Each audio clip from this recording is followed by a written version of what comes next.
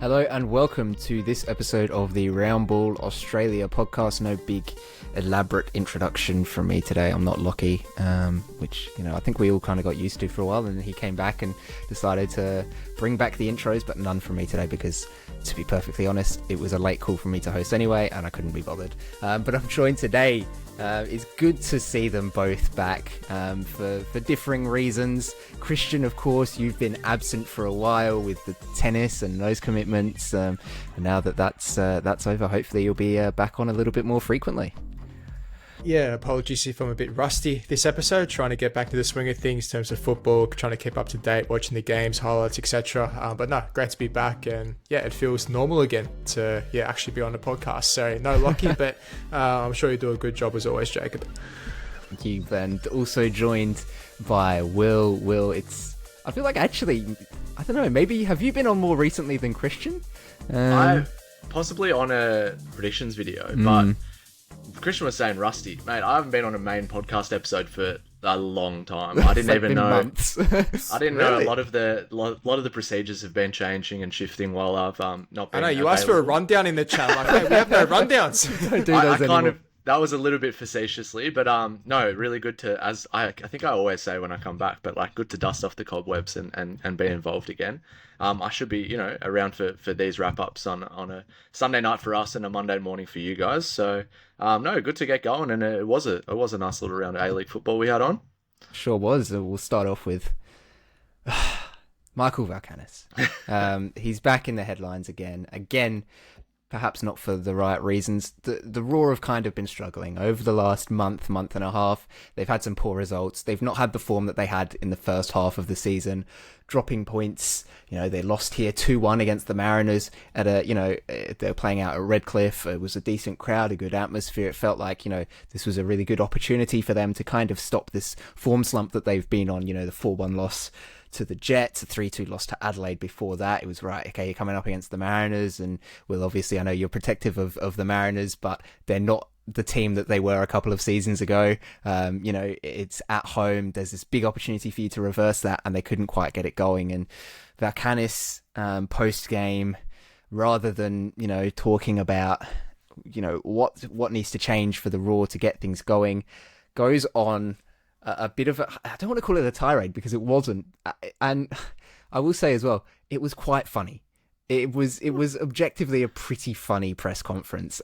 He's asked, I think it's literally the first question he's asked, and he gets up and he's like, "No, stop talking, go sit down. Stop talking, go sit down." And I think it caught everybody off guard. I know it would have done me if I was sitting there in the room, and he gets up and he goes, "No questions, stop talking." I'd be like, "Well, okay, what's going on?" Sank, yeah. Yeah. I'd have thought I'd done something wrong. Like, I don't know what's going on. Here.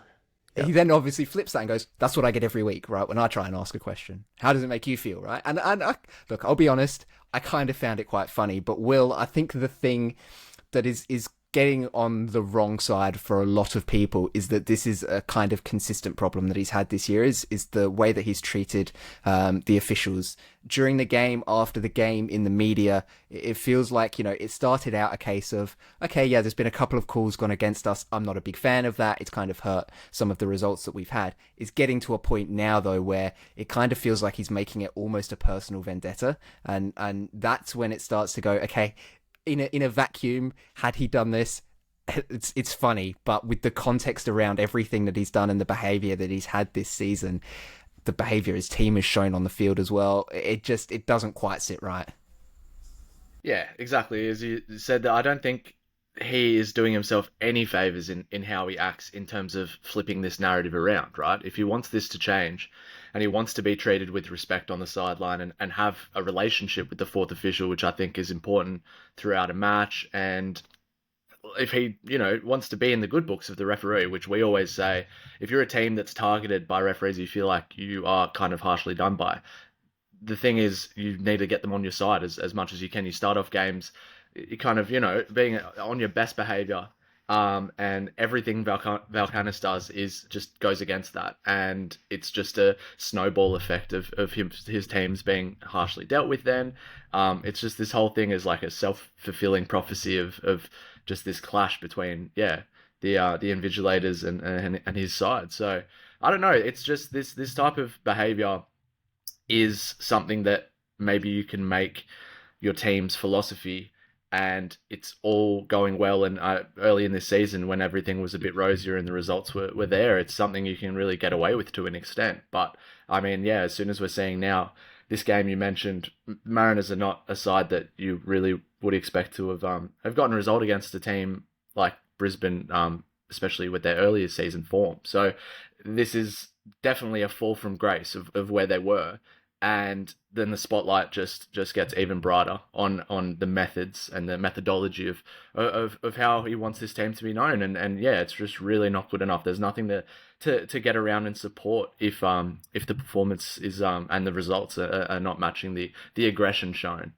So I think, Christian, we were kind of talking earlier in the season about almost exactly this kind of thing, right? Where it feels like he's got the team right on a knife's edge, and when it's going well, like it's really, really good. They're a super effective and efficient side. You know, they're able to grind out those 1-0 little wins, 2-1 wins, right? And really just kind of annoy opposition, kill the game off, you know, play really good physical, but well-disciplined football.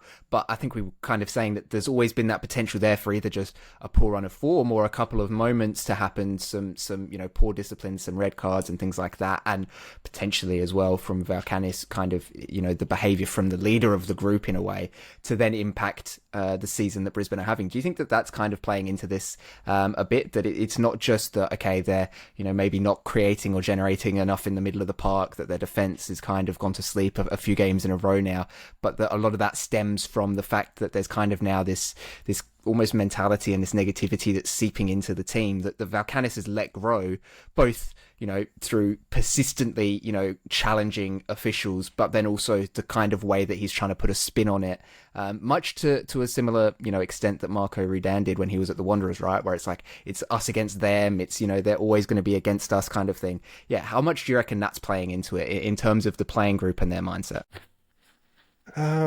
Good question. I mean, you'd have to assume it has to play into their minds a bit, and that's one of the reasons why they've experienced this drop off. Like I've said on this podcast before, and I'll say it again, I love coaches like Valkanis who show that bit of aggression, who show that fight, and actually translates to the team. And you actually saw that, right, from you know, from the first half of the season, Brisbane doing super well, you know, fighting for the top of the league. Like who would have said that before the season, right? But then it gets to a stage where there's a line, right, at the end of the day, and that line has been crossed on a couple of occasions. And after the game in that press conference, as you guys touched on, that was just unnecessary. And when you're not getting results, coaches will use that tactic to deflect on, you know, the actual result. Because now what are we doing? We're talking about Valkanis' antics off field rather than actually talking about what Brisbane are doing wrong on the pitch. And that's sort of why he's leaning towards this approach as well, which is smart because it's actually worked, because even some of the mainstream media over the weekend have actually been covering it.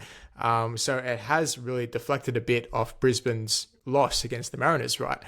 But yeah, I do see it being negative for the whole team, right? Because you see that from your coach and you think, right, like, do I really want to play for him? And it gets to a stage where we've seen like heaps of managers across Europe, where you look at, I don't know, someone like Antonio Conte, for example, who, you know, really, you know, thrives off that energy. But it gets to a stage where after a couple of seasons, it starts to die down, and people, you know, the players lose faith and they lose, you know, that hunger to play for the manager. And I think for Valkanis, it's actually happened pretty early, right? Where you're getting this game after game where you're complaining about the referees, you're complaining about this, complaining about that. You just got to get on with it. And the players probably get to a stage where they get sick and tired of it. And I didn't really see what was the actual decisions that he was actually upset about. Will, you watched the game, I think, can you explain on what decisions he was actually angry about? Or was it just you know, one of those fits where he had nothing to complain about, but he just did it anyway, just to complain about something? I just think it was with pretty regular, like just his saying that that's how the referees just and the fourth official especially kind of just communicates with him from the get-go. And yeah, that it wasn't any big incidences. I wasn't as attentive and didn't have this on main screen in the first half, but nothing in particular that I noticed. It's just I thought he in the press conferences as well, he was more referring to just this is how I get spoken to by fourth officials. And I mean, if I was in that that press conference, I think you would have backed down at the time, but it would have been great for a question straight back at him to say, what do you expect? Like you really do bring this onto yourself. And is it crossing the line of a bit borderline unprofessional in the press conference as well to put a journalist on the spot like that? And I'm not quite sure who it was. I haven't listened to the actual video or the audio for that yet. But I just think it's kind of crossing the line, and it's a harsh way to kind of get your point across and really put that on somebody that's just doing their job. And it's a different scenario. Somebody's refereeing the game, and their job is to kind of referee the game and maintain the legality and the laws of the game, and that the game flows. It's not to managed on the side. It's just that's kind of an extra thing that has popped up with these managers with these big egos. So you can't really fault a fourth official or a referee even for not having the best people skills and really learning, they shouldn't have to do some quiet parenting on the sideline and really coach the coaches themselves through how to behave and just some basic niceties there. Is that the risk that we run, though? Like, Christian, you mentioned that it's great to have these kind of characters as coaches, those who are passionate and at times can be a little bit aggressive, but that can feed into the team and really get them fired up. Is that the risk that we run, right? Having people like that, is that occasionally things are going to boil over, and more often than not, that's going to occur when they're giving a press conference or talking to the media, or sometimes even, on camera with, Paramount after the game or whatnot.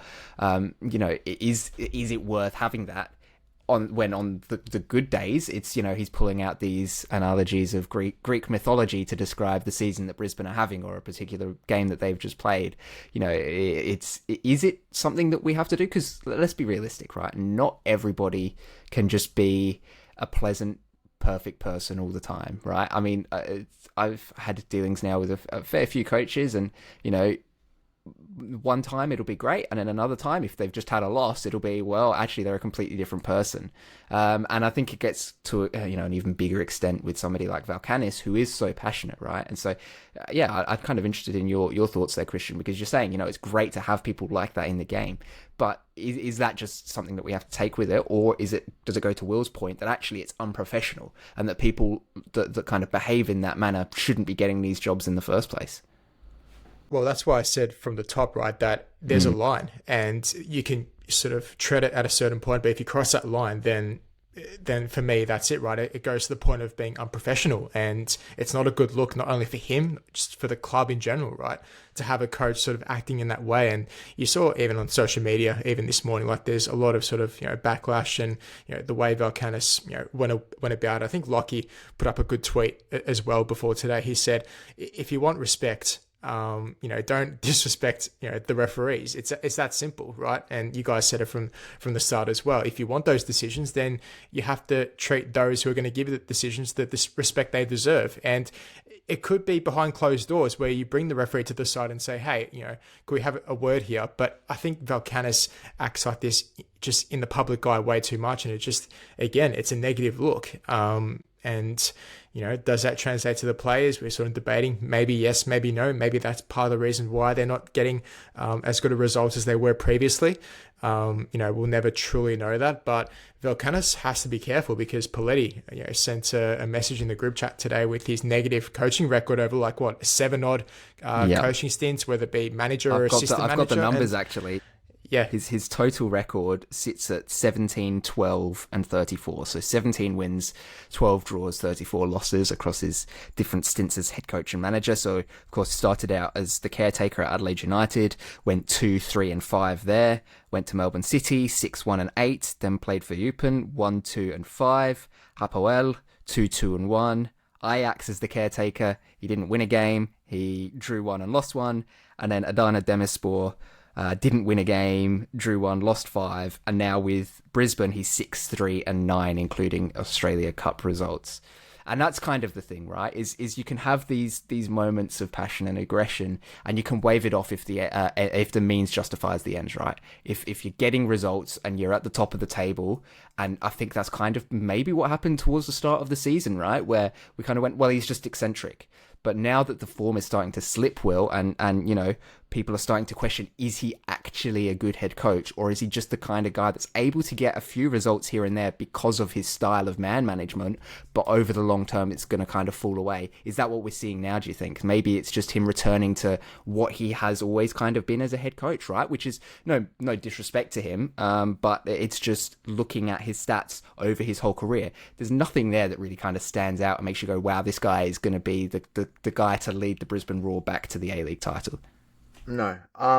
I just don't think it's very, like, it doesn't benefit a head coach or a manager to be known by, like, their whole identity or his philosophy is something that's not on the field. It's or something that's not a tactical kind of element. It's something that's just, we're bullies and we're going to rough you up a bit and we're going to, you know, take those little margins and really, you know, stick the knife in when we can and really just be mean and be a nasty team to play against. That just is not sustainable in a career. It maybe comes off every now and then, like you say, Christian, maybe for a coach like Conte or somebody to put the whole world against your own team and you know, where it's backs against the wall, it's us against them. That works for one season, possibly, but it's just unsustainable. And I mean, you just spoke to the results he's had in his career then. That just, you know, backs up that he's never really forged out any momentum or really had any success with this strategy. But yeah, he seems to just keep going to that well. And I think maybe he came into Brisbane and that was the best you know, way forward he saw for that team. He saw this group of you know, player profiles that trended more towards that physical style, and he thought that's how they're going to win, and you know, now it's backfired a bit. So, you know, you can't be too mad at giving it a shot, like tactically and on the field in that kind of way. But it's just his antics that have really propelled this narrative to be where it is. It doesn't marry up between what we're seeing on the field and and Christian touched on it before, exactly. It's just smoke and mirrors to distract us from you know, analysing the team in any meaningful way, because if we want to get more into the football side of this game, it's just really soft defending and really a team that you know, purports to be the bullies and you know, take it to every team. It was the complete opposite. That was so soft against. They let the Mariners just, you know, they let DePizio just kind of, you know, elegantly grace his way in to you know, scuff a shot in, went past Bizanis. Set pieces where they're kind of undoing, or any kind of wide delivery, dealing with Brantman's deliveries in particular, they really just looked valid, like gettable. And yeah, that was where the Mariners' second goal obviously came from, a bit of a scramble, but that came from an excellent delivery from Brantman, and just a Brisbane Roar side that, even though all their strength is their physicality, supposedly, they just had a massive bodies in the middle and couldn't deal with a pretty simple, you know, swinging ball into the 6-yard box. And, you know, went through a few people. Taniguchi put it back in.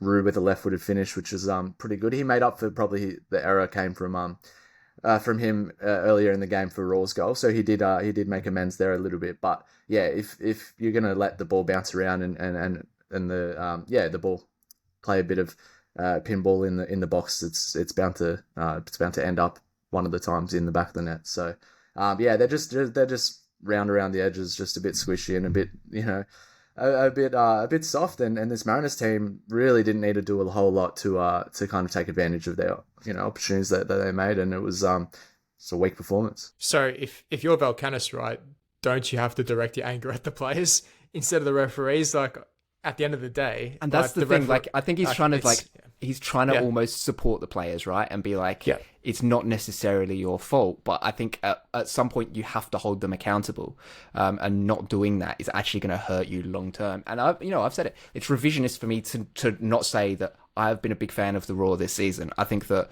at that first half of the season, when they're winning games and they're playing good football, I had massive amount of respect for Valkanis in what is a really transitional attacking league, taking a punt and kind of playing with physicality, with purpose and with efficiency. I was a big fan of it, but now that it's starting to fall apart, you can kind of see where those deficiencies lie. And yeah, you're right, Christian. It's a case of there should be a more kind of analytical look at the players and a more critical look of the players, because so far, at least in the media, they've not been held accountable by the coach. And a good coach isn't going to outright say this player had a bad game, this player was bad, but at least agreeing or admitting that certain things in the game didn't work well, or that mistakes were made and things like that, is a key part, I think, of keeping a team accountable. And you're spot on, it's something he's not done, at least over the last couple of weeks. I think just using this game against these two teams just to juxtapose the kind of the identities and the procedures that both of these clubs are kind of going through. The Mariners did not have to do anything special this weekend to get the result here. They have a process and they follow, and at best it's like a 7.5 out of 10 performance. It's just the fundamentals. That's what Warren Moon does, is, just solidify the fundamentals, make sure the processes are there when they have a good game, and a few of the little moves come off and somebody has a good day and finishes above their, above what they're expected to. And that final ball just comes off. They're going to win. They're going to score goals. They're going to concede some goals as well. They're not necessarily just defense first, but they've got their processes. Every week it's between a 7.5 and a 5.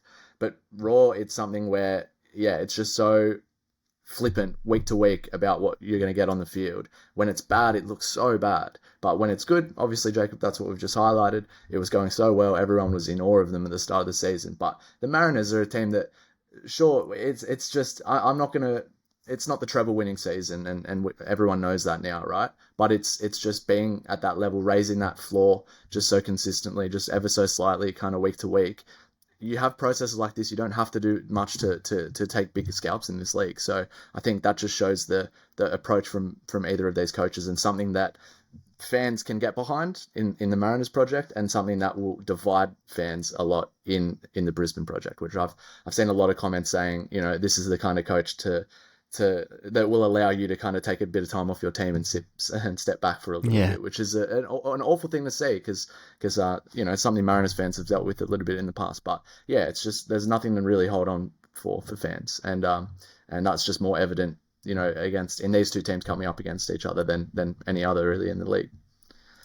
Well, there's another coach that perhaps might start to get a little bit of scrutiny back again, and that's Giancarlo Italiano, who his Wellington side this season, it felt like a few weeks ago maybe they were back, and now it's, they throw away a 2-0 lead at half-time to City by just playing terrible football in the second half and ending up drawing 2-2. Now here they've lost 3-2 to the Victory. I mean, partial credit to their fight back. There were moments where it felt like perhaps they were back in. But on the whole, I think it was another subpar performance from them, and credit to the Victory as well, because they looked kind of back to their normal selves a little bit more in this one. Great to see Nishan Velupillay get back on the score sheet for them. But there were a couple of moments in this game that were particularly interesting. I think the most prominent of those, Christian, was the no penalty call. Wellington, I can't remember who it was that was on the ball. Dribbling into the box. Victory player is beaten. Maybe looks to have left their leg behind them a little bit, and kind of almost twist their body a bit to make a bit of contact and hope to kind of, I suppose, just push Armiento away from the goal, right? Keep him from squaring up for a shot, which is, normal for a defender to do. Looks to have made contact. Armiento goes down. I think it was given and then decided that it was not a penalty and that it was normal footballing contact. Christian, I'm going to be honest. Victory got away with one there. That should have been a penalty every day of the week. I mean, yes, okay, there was an attempt to play the ball, but they did not win the ball. It's as simple as that. And Armiento went flying. I think initially everyone was like, yeah, that's a Stonewall pen. It must just be whether the contact was in or outside of the box or not. But then the referee giving the decision and saying, and this is part of the brilliance now of having them actually having to explain their decisions, is you get a bit of insight into it, was actually, no, it's because it's normal footballing conduct. I've been a referee for a long time. I haven't been for the last couple of years, so I'll put my hand up and say that. But I can't remember ever having a discussion about normal footballing contact. I don't know what that means. I don't know what it entails. But to me, that should have been a penalty for Wellington. Yeah, I was quite shocked that the call got overturned, because we always say time and time again, it's got to be clear and obvious. And I've always been a big advocate of the referees going to the monitor and having a second look, which I was okay with, because even though I agree with the referee's decision on the spot, he gave it a penalty, but the VAR room said, hold on, maybe you have to have a second look at this. He did have a look, and he's actually changed his mind. And I'm thinking, wow, I was shocked, because this whole thing about, natural contact, or whatever the term was used, I think it's got more to do with, did Armiento try to make contact himself with Josh Rawlins? I think that's why the ref didn't give it. Maybe he leaned into his body a bit too much into Rawlins. That's the only possible... I just want to interrupt you very quickly, because these kinds of things can be super deceptive, and it's why in, I think, 99% of the laws of the game, intent is not a thing that is judged, because you can't know, number one, what a player is doing. And then when you go and look at a VAR screen and you slow it down and you zoom it in, it removes all the context of everything that's happening. I mean, Will, you'd be able to attest to this. I'm sure you can as well, Christian. But when you're running around, right, and you get knocked, even just a slight knock, and you go down, it's a big one, right? Like, it feels like off, because you've got all that momentum of running. And I think it's a similar thing here where, it might have looked like he was, Armiento was trying to initiate the contact, but it could also have been him just being surprised by kind of the way that the victory player had moved his body slightly, and he was trying to adjust for that. And in slow motion, it looks like, yeah, he's trying to make the contact, but in real time, actually, it's just a kind of natural reaction to what was going on around him. So I do think that it can be sometimes a little bit deceptive when VAR steps in and goes, here's a 4K, maybe not 4K, I don't know what budget that A-Leagues has for their VAR cameras, but here's some footage slowed down and zoomed in, and you can make your decision based on that. It can remove a lot of context, I think, from actually what's going on around you. But yeah. Yeah, I mean, it knocks your balance, right? If you're going at that pace, trying to take someone on, as you said before, Jacob, Roland stuck his leg out and he didn't win the ball. I think even if Armiento was trying to look for it a bit, I still think it's a stonewall penalty. So, yeah, well, what are your thoughts, Will? Yeah, like exactly what you just said there, Christian. Like, Roland says, put his leg out. Is the classic thing where the kind of player's going past you, the attacker's going past you, and you just leave that. His wrong-footed, you've left that dangling like the other way, and the player's like just ran straight into it, as he has kind of a right to. I just think if you look at what the function of a penalty is, Rollins is just can't put his leg there. He's blocking the run of Armiento collecting the ball on the other side, and he was on. It wasn't like, oh, that ball's getting away from him. Like, there wasn't any debate about that. Like, he was, he beat Rollins. He'd cut back inside onto his, strong foot. He was going to have a good opportunity to goal, which is that's what a penalty's for. I have no clue of what normal football contact means. That's the first time I've ever heard of that. Yeah. That confused me when I heard the ref clarify that on the loudspeaker. But yeah, just when you strip it back, like, just take it back to what a penalty is designed to do. He's stopped a pretty obvious chance then from happening with an illegal action.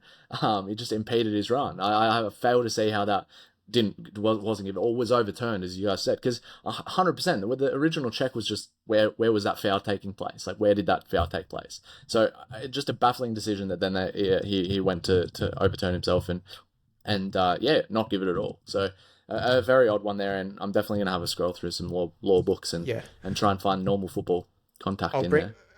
I'll bring up one comparison. I'm sorry to bring up this example. You guys are going to hate me. Don't hate me in the comments. Fabio Grosso, 2006 World Cup. Yeah, this is the exact same, right? Where Lucas Neal is impeding Grosso, and this is the exact same thing as Rollins. He jumps over him. No, he doesn't. He can just he's jump. Blocking Christian has just actually started a war. Don't ignite this. I think he's blocking his path. He's blocking his path, same as Rollins. And Armiento, like we've argued, yes, he might have looked for the contact a bit, but he's in the way. He's gone for it, and it's a penalty. It's the same thing. He stuck his leg out, it's a penalty. So I don't want to be like hypocritical. I see what you're saying. I think it's slightly different because Lucas Neal, his momentum's... okay, it's a good time for you to jab it in because I kind of have some sympathy, actually, because I've just showed my hand in the Armiento situation. So, no, but yeah, Lucas Neal's sliding and he's in the motion of making a fair challenge of the ball. Grosso, the ball is going around the player. I can't remember exactly even where the ball is, but Grosso, he leaves his leg dangling to make contact with Neal. That's my issue with that one. Okay.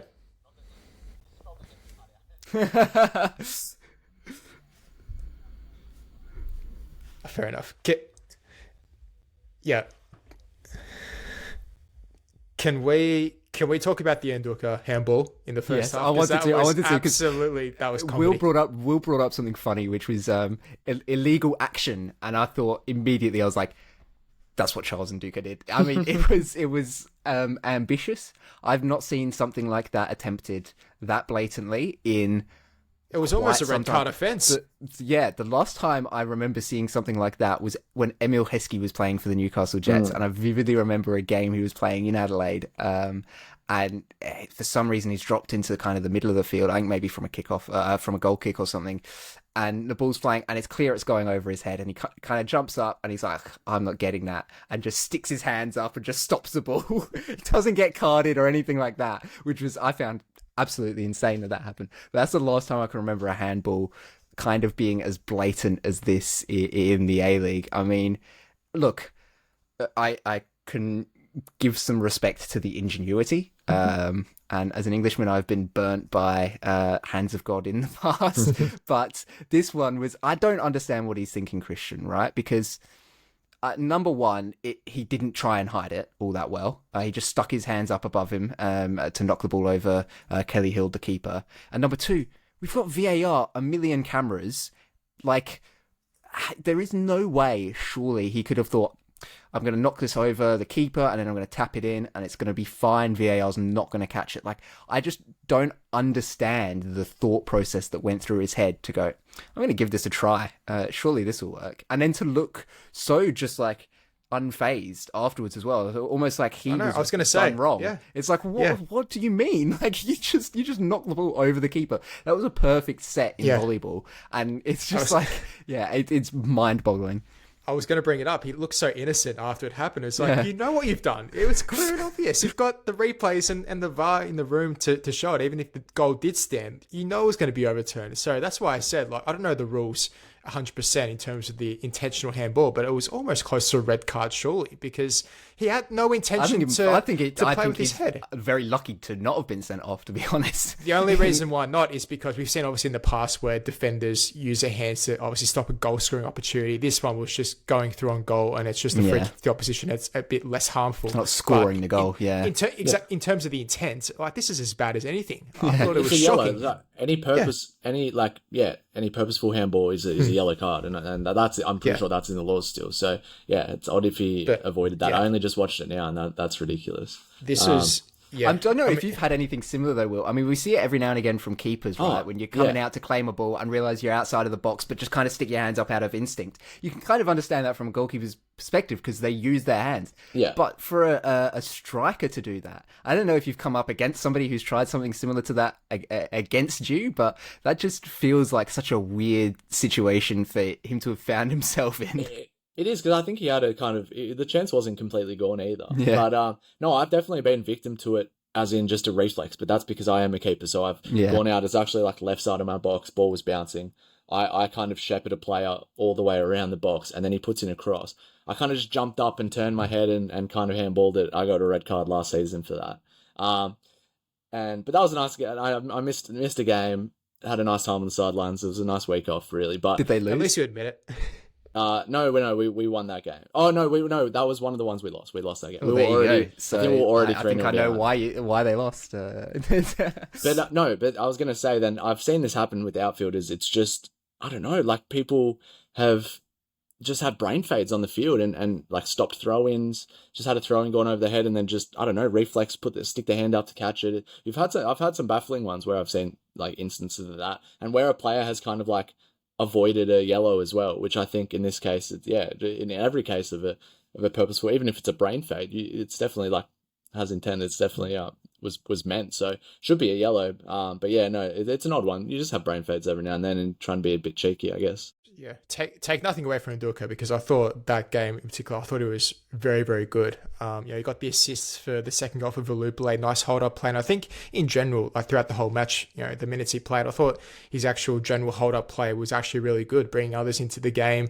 And I think it's something that Victory have probably lacked when they were going down that sort of downward spiral, when they were trying to find some form. And they've got that sort of link-up play that he can create now, find that spark. So, yeah, if we're going to talk about sort of his game, I thought that was exceptional, probably because it's the first time I've actually seen him play, because I've been at the tennis, so this is again the first time I've seen Victory in full for a whole 90 minutes, and I was really impressed by his performance. But I think on the Wellington side as well, defensively, you can just tell it's just not the same team from a couple of seasons ago, where like there's just pockets in behind where Victory found it so easy just to thread balls through, and that defensive solidity just isn't there on the Italiano. And, you mentioned it from the top, Jacob, his job is, slowly starting to, sort of come under scrutiny, which it should be, right? Because he set such a high standard when he first came into the club as a manager, and now you're not seeing those same results, and he's going to have to try and find different ways to,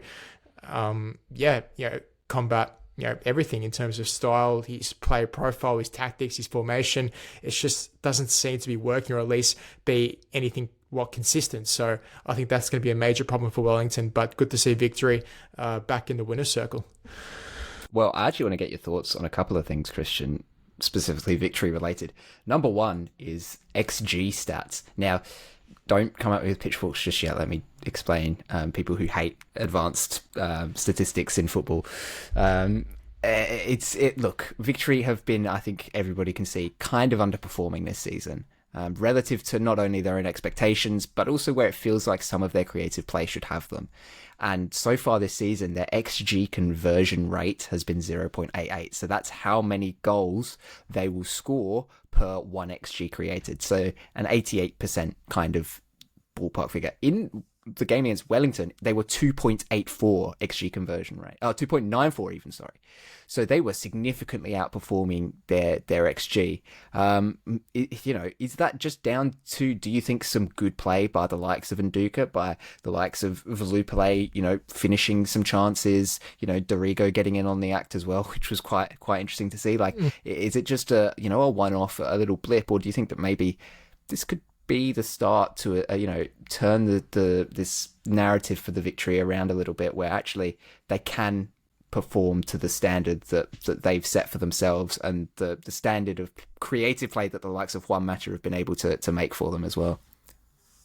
Yeah, I think to have that high XG in the first place, you have to be threatening, you have to be dangerous in the first place. And I think this game against Wellington proved that, right? You have different outlets to turn to, whether it be Valupale. Piscopo was another one who I thought did well. You saw the start of last season, Piscopo was one of actually Victory's standouts before a couple of injuries and struggled to get back into the side. But he's another one who can create that spark, in the final third. And then obviously you've got Juan Mata, who has been, near flawless this season with his creativity and that playmaker role in the number 10 position, where he can, obviously create those chances. I think in parts this season it hasn't quite clicked.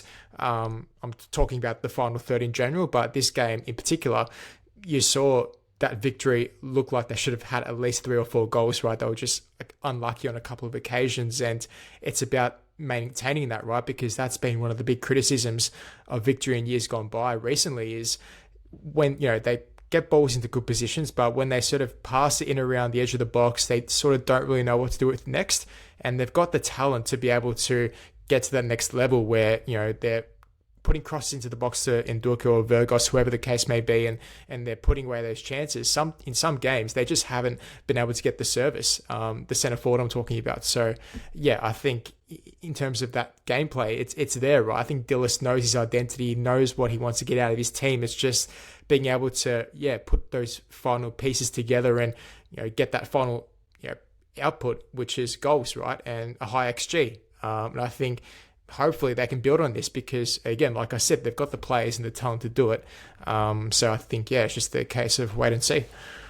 And then finally, Roderick Miranda, who you've been quite outspoken about, Christian, in terms of maybe not commanding the amount of hype that he does with his performances on the field, and prone to a brain fade. Had one in this game, of course, and almost gave Wellington a sliver of hope and a way back in by some very absent-minded, almost being a passenger in the box really from the corner, and it coming off of him and going in the back of the net. And actually be interested to get both your perspectives. But first of all, Christian, in terms of Miranda, it kind of feels like I don't want to say his days are numbered. That sounds very grim and dark, but it definitely feels like it's the end to at least his victory career. With kind of the performances he's been putting in over the last couple of seasons, it's not been to the standard that's needed of somebody who is supposed to be the starting centre back for the victory. I think he's still captain there as well, so it feels like it's not quite to the level that's expected of him. I'll say it. His days are numbered. His days are gone. I'm not afraid to say it. I've said it multiple times here. With all due respect, I think, look, he's just a liability at times, and you just have to speak the truth, right? For a player like Esposito, for example, has to try and cover that extra ground for the lack of pace that Miranda has, and it's not as if like Miranda has good positional awareness or defensively solid as well. It's actually the opposite. He actually hasn't proven that he can do that either. So he doesn't even have that leg to stand on. And you see the corner that Wellington scored from his own goal. He was literally ball watching. He saw the ball. He was actually just watching the ball. Wasn't watching his play. He just stood there. He just stood there watching the ball. He didn't look at the player. I forgot who was coming by next to him, but that's who you're supposed to be man marking, right? Focus on him. Don't just watch the ball. And that's just a lesson where he's obviously been caught out, and we're talking about it because he scored the own goal. Whereas if someone cleared it, we wouldn't be talking about it. These issues are being highlighted as a result of the own goal, and rightly so. So hopefully, I don't know, Dillis is having a word or two, but again, it's not about experience because Miranda is obviously at the back end of his career, right? He knows these. It's simple, fundamental schoolboy stuff that you should be learning from under 12. So I think from that standpoint, it's clearly obvious that his days are numbered. Whether he starts for the rest of the season, who knows? Because as you said, he still has the captain's armband. So obviously from a leadership standpoint, he still has a lot to offer. But on the pitch, I just think Victory are better off without him. Maybe on the bench to bring on if you need maybe a fifth defender to try and see out a game. He could be good for that for the final 10, 15 minutes. But I don't see it anymore from him, unfortunately. And then, Will, from a goalkeeping perspective, set pieces are getting harder and harder nowadays, right? We're seeing it, especially at the top level, like the Premier League and in Europe and stuff, where it's a lot of crowding the keeper, crowding the box, just putting bodies in there. If you get a good ball in, who knows, it could take a bunch of deflections, end up in the back of the net.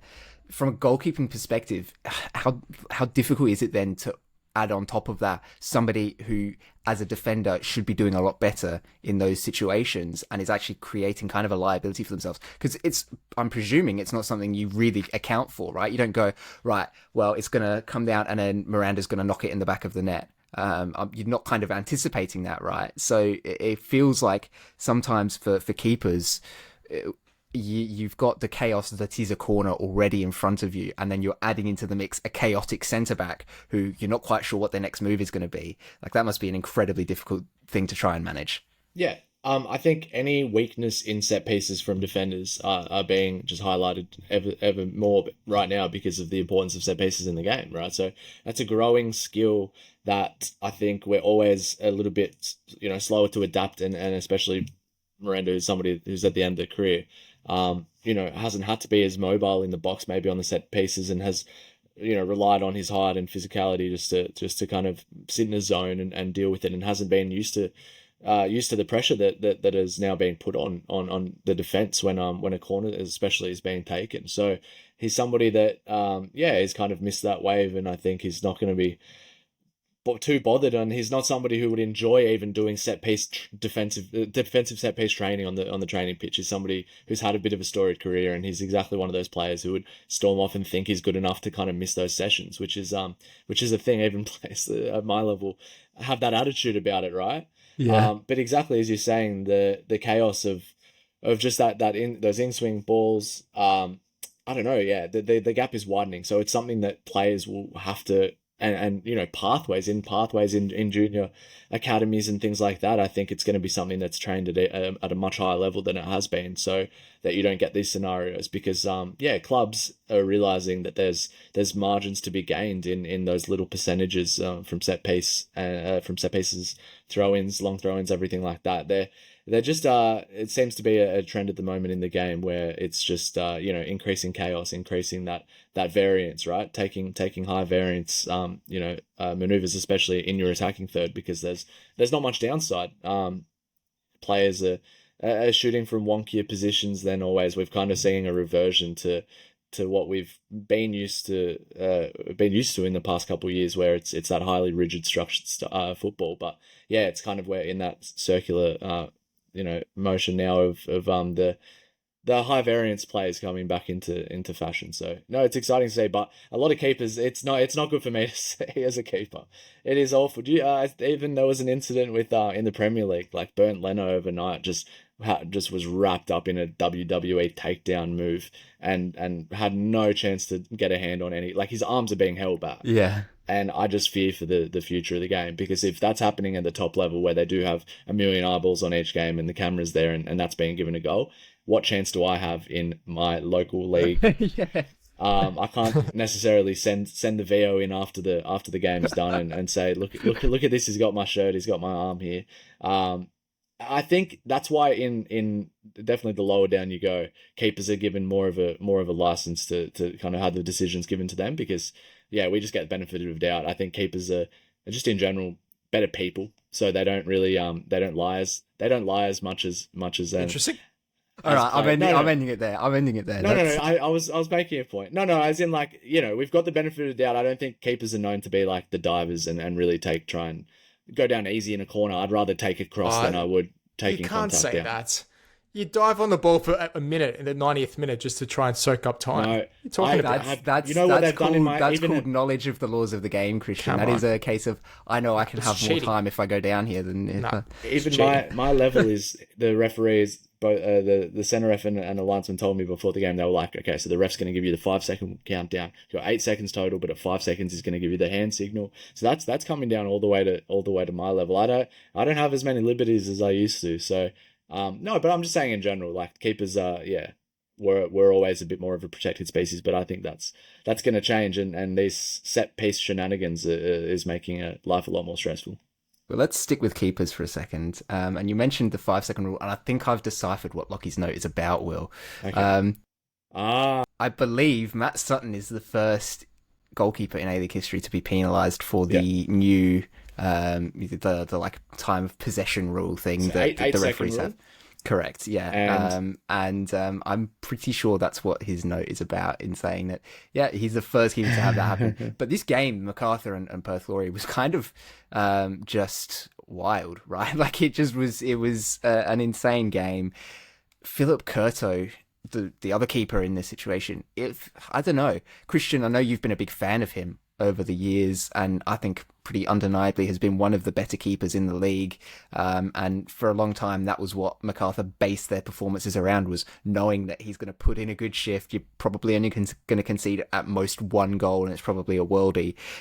Like, you can build from the back in that sense. But it feels like, especially this season, he's not quite had it. And there was that moment for the Kolakovsky goal, and I think he's very lucky that was scored, to be perfectly honest, because the way that he's come out and absolutely clattered, I can't even remember who it was now that was making that initial run in behind. It was Kaczarski, right? Was it Kaczarski? Yeah. And just flies in, takes him out, doesn't get near the ball, gets all the player. We have seen this happen multiple times in the past, and it's been a red card, and that's it, right? You can't argue with it. But I think he may have been perhaps a little bit, lucky that it fell to Kolakovsky, who put it in the back of the net, and all the focus is on the fact that Perth Glory have scored a goal and not the fact that Curto has just tried to behead Jaden Kaczarski. But yeah, I don't know, Christian, like, is it too early? Is it just one bad season from Philip Curto? Because I'll be honest, having watched him this season, it feels like he's definitely lost a touch or two in his form. He's not making the kind of routine saves that he has been in the past. It's been silly little mistakes at the near post and letting the ball between his legs and things like that. I don't know. Is it, we're talking about Miranda and, what happens towards the end of a career. Goalkeepers, obviously, they can typically last a little bit longer in that regard, but it does feel like his performances haven't been to the standard that he set for himself at MacArthur over the years as well. Yeah, it's funny. I was at the Australia Cup final between Victoria and MacArthur at Amy Park the start of last season, so the year gone before, when MacArthur, I think, won 1-0 and Curto won man of the match. And, he was in the press conference room. He was all, with high confidence, rightly so, about to have another good season. I think after that, it's sort of probably the downward trajectory. You sort of saw it there, where you weren't seeing that high consistency that you've come to expect of Curto, because as you said, Jacob, I've been a massive fan of him. I think he's kept MacArthur in so many games throughout his career at the Bulls, and just not only the amount of clean sheets, but just the amount of points he's been able to save, right? Vostiowski and the other coaches he's played, right? He's just been so valuable. And you know what they say, a keeper, if they can save you between 12 to 15 points a season, that's enough to make finals or, even contend further. And that's exactly what he's done, right?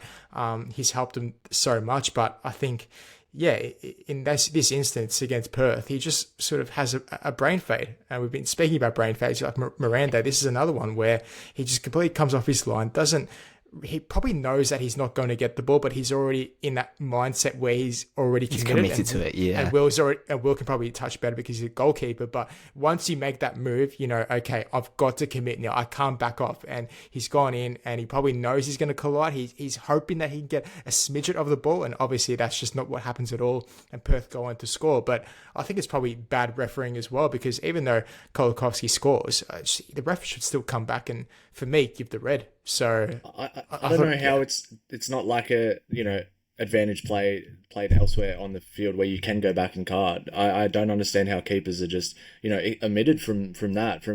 It seems like if they score, okay, then it's fine then. Because you're a protected species, Will, that's why. Exactly. But no, I get it in terms of it doesn't need to be a penalty, play when they scored, they won. You can still give, there's still violent conduct exists. It still happened. You still nearly killed it. I think it would be classified more as serious foul play than violent conduct. But still, that is still one that you can retroactively apply a red card for. So it was more like a wider, suggestion for that. But man, as you said, Christian, you said it perfectly. I think it's good that he committed. That's one silver lining in that. So yeah, exactly as you said, you want to be committing, you don't want to be second guessing yourself. But I think that a part of the reason why this did happen and his judgment was a bit off is because of that first error. It would have been replaying in his head. I know how it feels. You can try and push it down, but it still looked as if that first error where the ball kind of just meekly spins over him and takes a slight kick off the pitch, but really should be taking that with two hands and not that was a kind of a weakness in technique, I thought, there for the first goal that he conceded, where he kind of just collapses so early on that with no need. I think he shuffles his feet two steps to the right and takes that down low, crouching like any other. I don't. That was just a failure of technique, I think, and maybe he is getting old. As a lot of the points that you made, Christian, they 100% were valid. I think he was so good for the past 5-6 years in this league, where you could expect him to. All the fundamentals were there. He would keep you in games. He would make fantastic but solid saves the whole game, and then he'd also have the ability to just rip one out of the top corner. He's that perfect blend of keeper that you want, who has the confidence, who has the ability to be solid for 90 minutes, play the ball with his feet, do everything like that he's asked of, but then also his shot stopping when in certain moments when that ball is traveling top corner, he can get to those. It's not often you get a whole mixture of those features for a keeper, right? That's a rare keeper, and that's why he's been the difference maker. And what you said, Christian, won so many points for whatever team he's playing on throughout the years. So something has definitely clicked there, and Paletti suggested it in our group chat that it might be Alex Robinson's chance to get a go behind this between the sticks, and I would be interested in that because Paletti brought this up as well, that he's a member of the under-20s and has got there's junior call-ups for the national team at a bunch of ages, and I've watched him 4 years ago. Then I think it was in the NPL when he had a really big breakout season for Blacktown. He stepped up when their keeper was injured, I believe, and in a men's competition as a 16-year-old playing, he looked the part. He was, in his stature, he was not as tall as he needed to be at that point, but he really made up for it with his confidence and with his ability with his feet. His shot stopping was immaculate. I think he, had a really big, had a lot of people saying, tipping him for big things then. And I think this is maybe his chance to see out the rest of the season, because I think with Curto, it started for me at City a couple of weeks ago when he let the header just go straight through his wrist. I think he just showed no power there. I don't even know what went through his head for that goal as well. That's just another brain fade where your eyes go at a certain point. He's not getting any younger. And Specsavers. but it happens. You can tell when, especially with a goalkeeper, I think they can feel it themselves that the eyes do just go, and it is pretty sudden. It can be pretty sudden for a keeper. I don't want to write his career off, but I've been such a big fan over the years, like one of the best keepers in the league consistently for his whole career. But it might be time to hang up. It's interesting because up the other end of the pitch for MacArthur in this game was kind of a different story, almost the opposite. Callum Talbot was heading into the game with the longest active streak of not scoring a goal of, I think, over 100 games. 105. 105 games. Yeah. And he had a performance that stat sheet readers will go, best player of all time. But I think comparing that to the eye test of actually how he played, got quite lucky. He got an assist, of course, for the Mitch Duke goal, who, side note, has been fantastic for the Bulls since he's joined them. I mean, he's showing why, right, he made that move away from the A-League in the first place. He is just almost a level above everybody else here. He's so clinical and so good. But anyway, Talbot, he's all game long spraying crosses, poor shots, poor passes, losing possession, just generally a very distinctly below average performance. Goes out there, gets the assist, manages to get a goal as well, and it's Christian. It's almost like all sins are forgiven, right? Because, well, he got that goal, MacArthur back in it, and it feels like everything's great. And if you're just taking it on face value, sure, he got a goal and an assist. That's a fantastic output for any player. But when you're actually watching what he did for most of that game, it feels like, maybe that flatters him a little bit. It's why people prefer to be a striker rather than a defender, right? Because as a striker, you can make 10 mistakes and score that one goal, get that one assist, and make yourself look good. And then if you're a defender like Miranda, for example, cough, ball watch and then score an own goal, that's what people remember of you, right? So I think, he was very lucky in that sense, because there were a few times in that game where he was probably, maybe caught out of position a couple of times. Don't know if I'm being too harsh there, but I thought probably not his best game in terms of, like you said, the cross into the box, the link-up play. His forward movement probably wasn't on par with what we're used to seeing from Talbot, because he is a very good player. But obviously that sort of bailed him out a bit, right? Getting that goal, and as you said, that finally that drought's over, right? 105 games that's a pretty long streak. So to get that off your back, to get that weight off your shoulders, that must be a pretty good feeling for him. Yeah, well, there were two big games this weekend. Principal of those, obviously, Auckland and Sydney, but also Adelaide United and the Newcastle Jets playing each other. And these are games that have massive implications, of course, for the way that the top half of the table looks now heading into Monday and heading into round 17. Auckland managed to get the 1-0 victory over Sydney in a game that, everyone was billing as going to be the best game of the round, I think, or at least the one with the most importance. And there were moments where it delivered, and there was, points where it was very back and forth. I think the Auckland goal came from like a shot off the post or something from Sydney, right? And it just was turned back up the other end of the pitch and put in the back of the net. But for the most part, I think relatively underwhelming. And, that's leg one of, we've been calling it kind of the semi-final in the middle of the season between these two teams with the double legs. That's leg one in the bag for Auckland. Now, obviously in a few days' time, a week's time, they're back in Sydney for what we're calling the second leg of this game. But they get the job done there. But then Newcastle come out and they put themselves top comfortably, 2-point lead, by beating Adelaide United in what was a tremendous game. It was it was what we were hoping coming into it, right? These two teams scoring a lot of goals. Milligan had a funny little comment. I kind of brought it up in the press conference after the game. I said, look, you're coming into the game, you guys are leading the league in goals scored. Adelaide are second in most goals scored. Like, were you kind of expecting a shootout? And he just kind of said, kind of offhandedly, he said, yeah, well, I mean, heading into this game, we still had scored 10 more goals than them. So, which was quite a flippant but funny comment from him. But that was a barnstormer. So now the way that the table is shaped up is really interesting, Will. You've got the Jets on top, 6 games in a row that they've won now. It's an incredible streak they've been on in a season where for a lot of teams, form has been hard to come by. You've got Auckland who've managed to get their leg up over Sydney. They've got a 3-point gap. And then Sydney sitting in third and falling back into that pack. Macarthur tied on points with them. And then Victory and Adelaide United, who are going to play in a couple of weeks' time. That's going to be a great game as well. Are only a couple points behind that. So, again, it's this tightness of the league, but the fact that right at the top of the table, right now, there is only one team that is consistently getting those results, and it's the Newcastle Jets. Yeah, couldn't be happy for them. 6 in a row is awesome, and you can tell that corner, sold out corner bay at Cooper's was rocking whenever they netted today.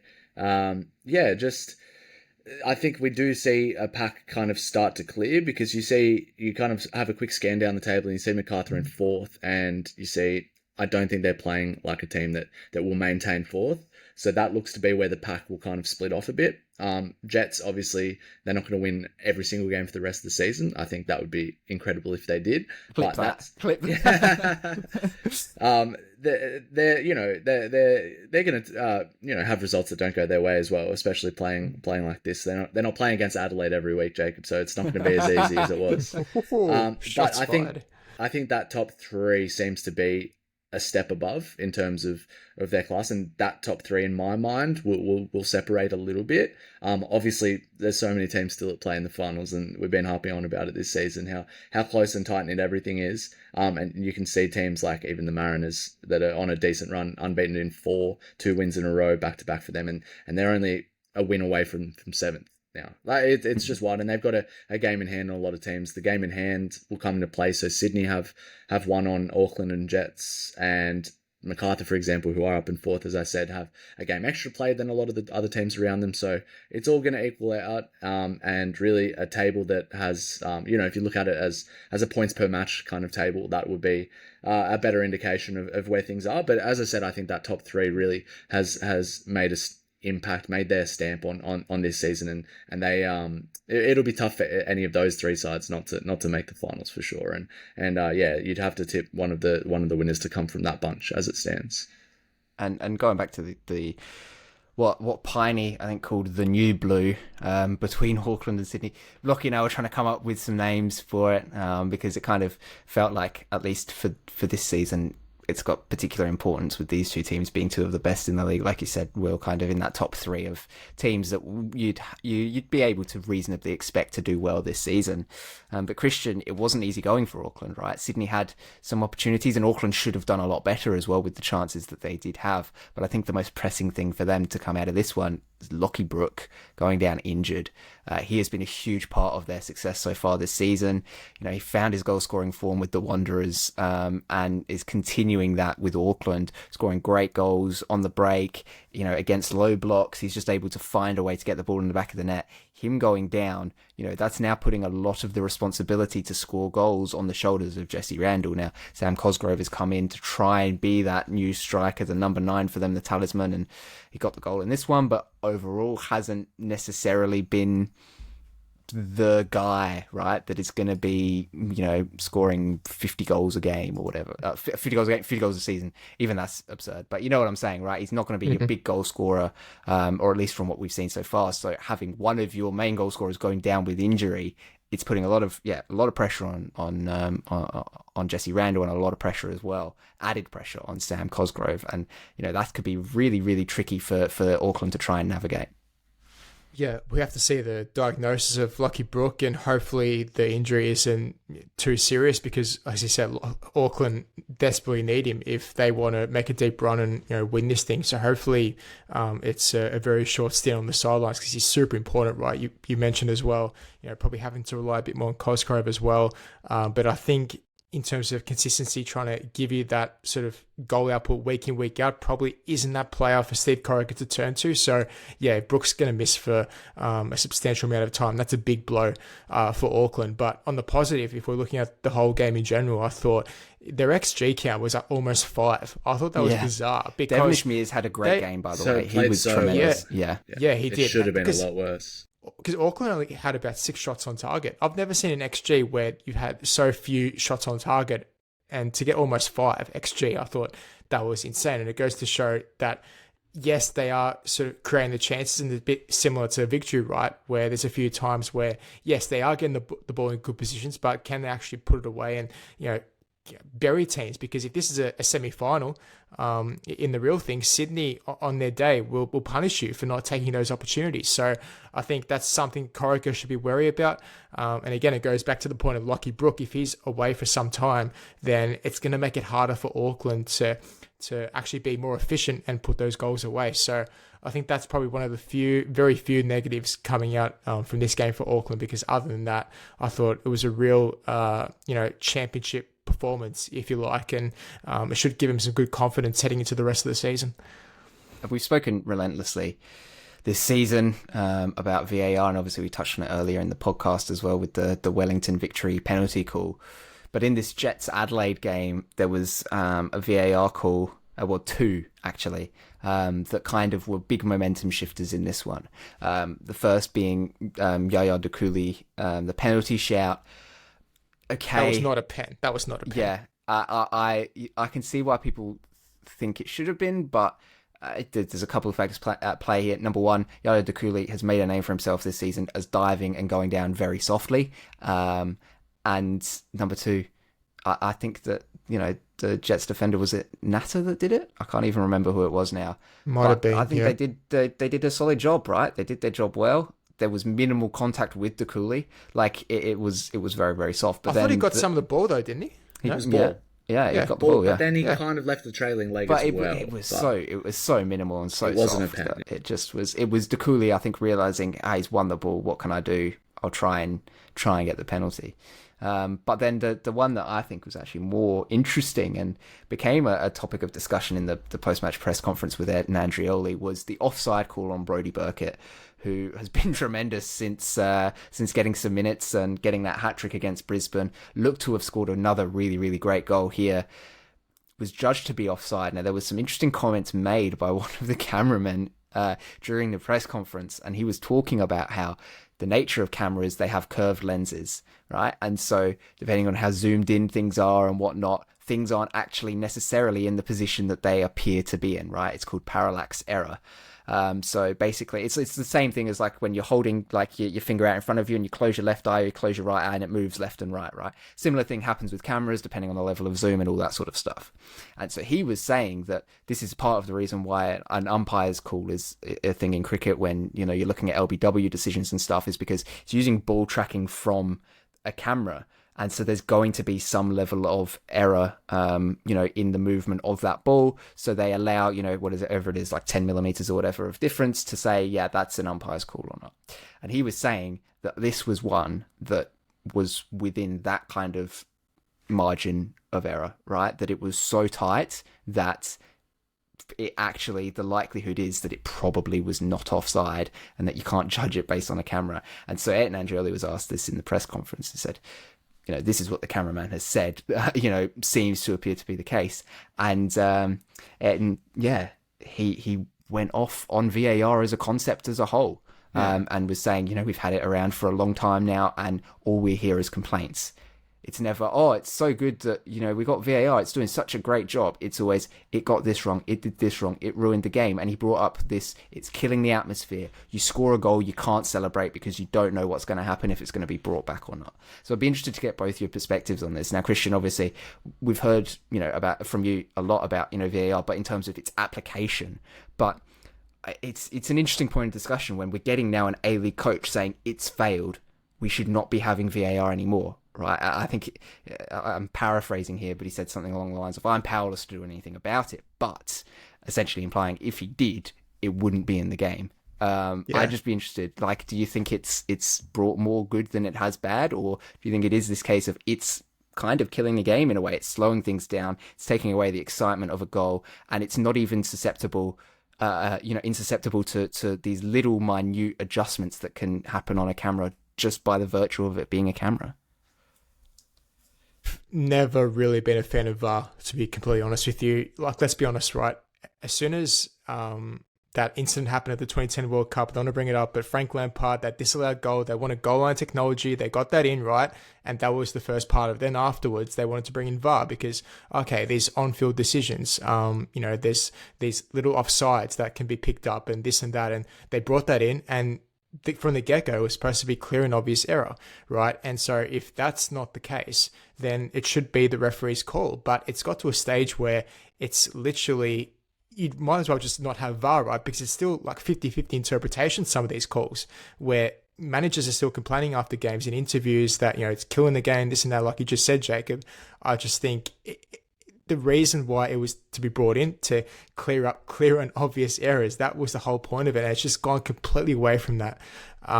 Because, goal line, it's either a goal or it's not. The ball's either crossed the line or it hasn't, right? Offside can be the same thing. Obviously, this instance here in the game, and it was quite interesting because on the replay, it actually didn't show, how they usually show the line as to where the play's onside or offside. They didn't even show that on the replay. So I don't know if that had anything to do with it, if it was that close.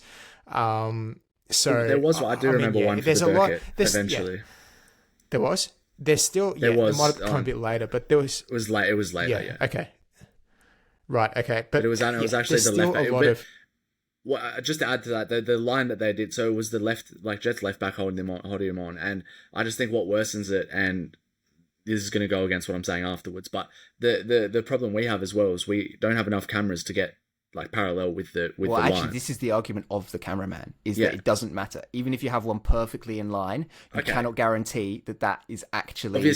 Obviously, when you're talking about millimeter margins or 10 centimeters, roughly, like that kind of measurements. But bigger leagues, they always have at least one camera that's more parallel. They're not drawing a line across using the other, the sideline for their reference point, and then that's when the margin of error is worsened, right? Mm-hmm. If you had more cameras that are available and more parallel, like then it will have more correct decisions. The margin for error will be smaller. Margin for error a lot smaller. So I can see that, and it's something that our league suffers from because the camera setups are not that advanced at the stadiums, and it's obviously the broadcasters have budgetary restrictions in mind, and it's something that we shouldn't even use. Like that was never intended to be set up. Was using like the broadcast equipment and broadcast feed for making game-changing decisions. But I think what I wanted to say was that I think Ayrton misses the point a little bit with VAR in general, when he says that you never hear it doing anything good. You never hear it do it. I think there's so many decisions that would happen and that would create more discourse around referees that just go unnoticed now because it's like, we can check that and we can get it fixed up. That's fine. We don't notice when it's doing its job because it should, right? I think many decisions... It's like when a referee's having a good game. Exactly. You don't notice them. It's the same with VAR. I think people are like forgetting that. I think if we got rid of VAR tomorrow in football, I think it would so quickly there would be calls for it to come back, just so quickly, because one team feels aggrieved by a decision, right? There's one glaring obvious handball in the box that's missed, or this player's offside, this player didn't touch the ball, whatever. One incident happens to your team, and you are pro VAR for the rest of your life. Like it is that simple. I think we have it so well. We have it well these days with. We have it nice with decisions being made. Teams are, let off if there's an obvious error that I'm watching in the stadium and I see like that's egregious. Like why isn't the ref given it? Gets overturned eventually. You don't get 2 minutes later. You're not thinking about that because it was the due outcome. Like was achieved. But yeah, I think I'm not pro VAR necessarily. I think it's applied wrong, as that was the original question, Jacob. It was applied wrong, but I think there's so many more circumstances that we will be longing for it as soon as it's acts. I can see that happening 100%. And it's a discussion that will go on forever as well, right? Like 100%. There will always be suggestions of ways to change it. There's like the discussion that Lockie and I had about changing the A-League calendar. Yeah, there's always going to be potential for it. There was another game as well played this weekend. Wanderers and City 1-0, and I'm going to be honest, I got nothing. I've got nothing for this one. Bajic scored. Is that a good thing for the Socceroos? Right? That's what I'm saying. Bajic scored with his right foot again. Yeah. Socceroos against... who was it against? Not Japan, was Japan? it? Yeah, it was Japan. Japan, Yeah, yeah. it was. The only note I had one line from that game was, "There's Bajic in the Socceroos squad again. Here we go. Yeah. He's done his bit for the season." No, it was a good finish. Really good finish on his right. Put a top corner. Not much else to the game other than that. And it's not a great result for either side. No. Obviously now, this was City's last hope at, a result before Asian football returns for them. They couldn't quite get it. The Wanderers, a draw against City is not going to turn their season around significantly. So, with all this great football that happened over the last couple of days, this was kind of, I think, a page that many probably forgot, that I certainly have. And yeah, I think really the most important thing from it is that Bajic scored. But talking of Socceroos scoring, Christian, we saw Mohamed Toure. He got his move to Norwich, gets a debut, comes off the bench, scores a goal. He doesn't get much better than that. And this is now a player who we've gone from is probably a lock to, I think now, has to be your number one option at striker heading into the World Cup for the Socceroos. Yeah, you're probably right. I think I had the same opinion towards the last couple of Socceroo windows, where you're thinking, okay, who's going to be that one player up front who Popovic can rely on the most? And at this stage, it probably is Toure. And this goal, again, is the latest example of why that's the case, because, long are the days of, trying to rely on Mitch Duke for the work ethic and, trying to run around and do all that sort of thing, which is great from a defensive standpoint. But at the end of the day, you need someone that's going to be more reliable up front to be able to put those chances away. And Toure provides a bit more versatility, whether it's his movement, his runs in behind. He can even hold up the play as well. So he can do a bit more than, say, a Duke or Adam Taggart, for example. I think in the meantime, as it stands, I think Toure, for me, I'm with you, Jacob. He'd be the number one pick for Popovic. I think he'd be silly not to be on the plane. At this stage, I can't see how he's not. I don't know if you guys have put him on the plane or not with your last video on the Socceroos, being on the plane or not. I think he is. I think he is, yeah. I'm forgetting if we put him on the plane even a couple episodes before that, but I think he's definitely someone who, has really, stamped down the marker and said, this is my position to lose. And it's up to the rest of his competition to try and wrestle that number 9 position off him. Duke's given it a red hot go with MacArthur, but I think he's got a lot of work to kind of get to that Motour level. But that would be all for this episode of the Round Ball Australia podcast. Lots to talk about. We've gone for over an hour here. I don't know, maybe Lockie can work some editing magic and get it down to a flat 60 minutes. But, it's been great. Lots of talking points. Valkanis back in the news again, obviously. And the title race now really shaping up nicely. It's great to have you back on the pod. First of all, Will, you had the chance to offer some insight into goalkeeping as well, which isn't something that frequently happens. So it's always good to have kind of, I suppose, an expert in that field on the pod to offer their opinion. Yeah, it always seems to be, or at least maybe it's just me shoehorning goalkeeping in whenever I am on the pods.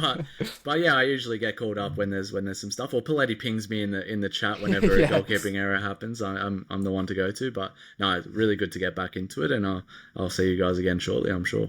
And Christian, of course, back from the tennis now, back to normal scheduling. Hopefully, I don't know if you've got anything else coming up, but it's good to have you back as well.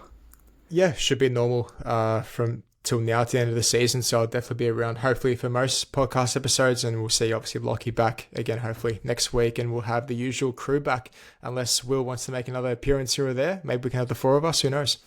Be good fun, wouldn't it? Well, Let's see what happens, but we'll be back again later in the week. I don't know if we've got something planned midweek like we did last week with the Nick Stoll feature. If you haven't seen that, it's a great watch. Go and watch it. He offers a lot of insights, really funny as well. He brings his kind of personality to it, which is great. But yeah, we'll be back for sure on, Thursday or Friday, depending on when we record, to have a look ahead to the weekend of football that's coming up. But that will be all. Thank you very much for listening. Goodbye.